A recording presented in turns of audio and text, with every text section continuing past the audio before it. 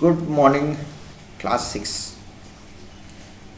How are you all doing? I hope, I guess, not hope, I know that you all are safe and sound and taking care of yourselves and being good, eating properly and sleeping properly also, and having fun, playing and doing studies as well. So, have a disciplined life, right? So that when you come back into action again, so everything will be in routine, right? So, it's like that. So we were at SSC and we were doing about the cultures and the unity of diversity, and I was telling you about this the two cases of studies of our culture. One place is of Kerala, I was telling you about, and another place is about Ladakh, case history of Ladakh. So I'll start reading Kerala again so that we don't miss out anything, and after that we'll come to Ladakh case study today, and that's what it is all about. So let's start. Great. Kerala is a narrow strip of land between the Arabian Sea and the Western Ghats. In the southwest corner of India, it is full of coconut trees and has beautiful beaches. Kerala has the highest rate of literacy. Women in Kerala hold a high position in the society. People of many religions live together in harmony. Hills and valleys.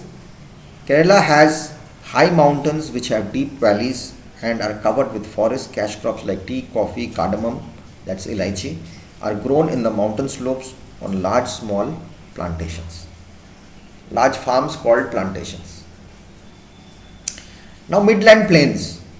Midland Plains, in this region, the hills are not very steep. The valleys are wide and are dotted with paddy fields. The higher lands and hill slopes have plantation of rubber, fruit trees, tapioca and other cash crops like pepper. Tapioca is I guess kachu or something, it's like that. I don't know the Hindi name of it. Coastal belt towards the seaside. This belt is comparatively plain. Large rice, paddy fields and groves of coconut trees are found. Now the backwaters. Backwaters are a peculiar feature of the state. They are a network of canals and lakes and are fed by as many 38 rivers. The chief mode of transport is by boat. Whatever you have to do in that canal area, you have to go by boat. Even if you want to go to your neighbor's house, you have to go by boat. There are 44 rivers in the state which begin from the Western Ghats. They are now being harnessed for power generation and irrigation. The backwaters and the inland waterways have helped in growth of the coir industry.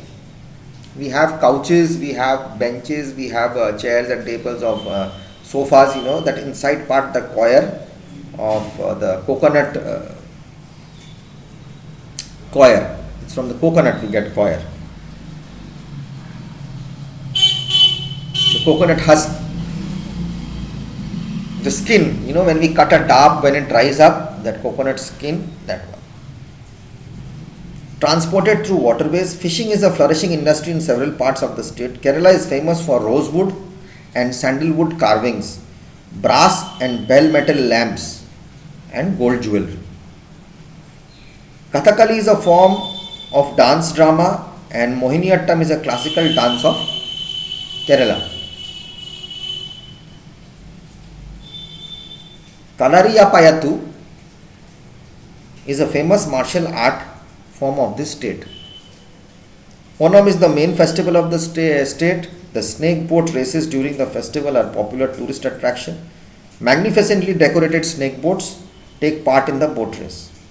The Sabarimala Ayappa temple and the Bhagavati temple at Athukal are famous pilgrim centers in Kerala. A lot of people all over the world come to their temples. The variety of life in Kerala can be in the religious and secular festivals, which form an integral part of its cultural heritage. Variety of life in Kerala is actually religious and secular. Everybody is together, no matter what religion. That was the integral part they joined. Now we did this down south. Now let's go up towards the north, Ladakh, colder place. is a part of Jammu Kashmir now in North India. It consists of two districts, Leh and Kargil. They have become union territories now, right? It is surrounded by two mountain ranges, the Karakoram in the north and the Great Himalaya in the south, and by two parallel chains, the Ladakh range and the Zaskar range, parallel range of hills. They are surrounded by that. Ladakh is a land of high passes, a resting point for travelers on the ancient trade routes to Central Asia and beyond. Ladakh is that tableland. Must have been a volcano, there have been eruptions, or the molten lava which has been there, or the water has gone down from there. So these are the places. It's like a tableland. Like a tableland, Ladakh is like that. So it was a rest for travelers who were crossing countries and coming for trade routes long time ago. Stories based on the life of Buddha are the main themes of the traditional theatre of Ladakh. It is an essential part of the Ladakhi heritage. Buddhism. Ladakh is totally Buddhism and they follow that culture of Buddhism. Many villages have a gompa or monastery, a complex of temples and prayer halls. Gompas are an important part of the lives of the people. These gompas serve as places for worship, meditation, and as schools.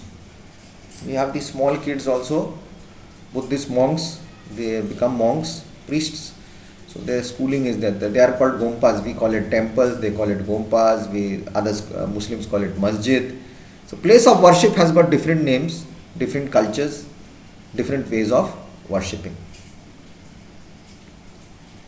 Some of the most famous fairs and festivals are celebrated around these gompas. Losar is celebrated as their new year. Losar is their new year. She Srupla is celebrated to mark the bringing home of harvest after farming. When the crops are cut, harvest, they do Shre Srupla.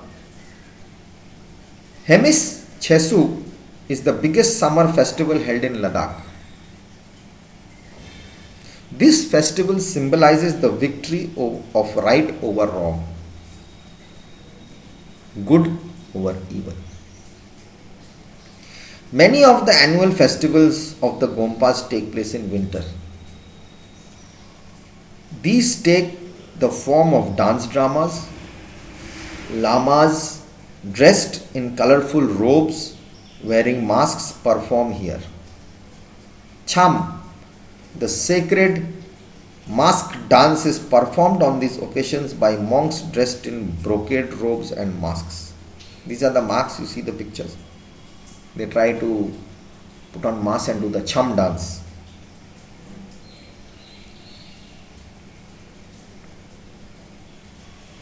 Long horns are blown accompanied by cymbals. People come from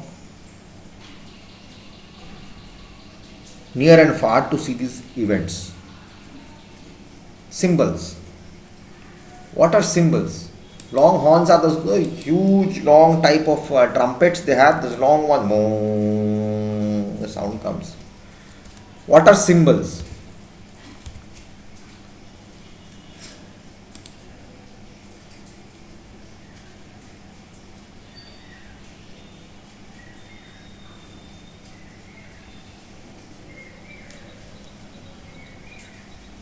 You have the steel ones or the scratch ones, and you have the khanjani, and they call it chung, that noise comes, chang, dang, one noise, and chang, one noise, that is called cymbals. Trumpets and cymbals, people come from near and far to see these events. Archery is an ancient sport of Ladakh, bow and arrow. In Leh and its surrounding villages, archery festivals are held during summer. Polo, a game played here, differs in many respects from the international game of polo. That horse and hitting that ball, sitting on the horse. In Ladakh and all, they go to catch goats, they pick up that. It's a huge game. Traditionally, almost every major village has a polo ground to play that horse. Ladakh has very limited sources of water. Items of daily use such as cooking pots and bowls as well as agricultural implements are supplied by local blacksmiths. Since products made from fresh milk are important and necessary, each family owns some goats, cows, and zos are called the yaks, the yak cow. Sheep are important in Ladakh because they produce pashmina wool. The wool is sold to traders from Kashmir. Ladakh is home to some rare animals. These include the mountain goat ibex, the snow leopard, bronze drom, the wild yak, kayang, a wild horse, nyan, large horned sheep, musk deer, and the Tibetan antelope. Antelope is also a breed of a deer. They have got long horns, straight antelopes.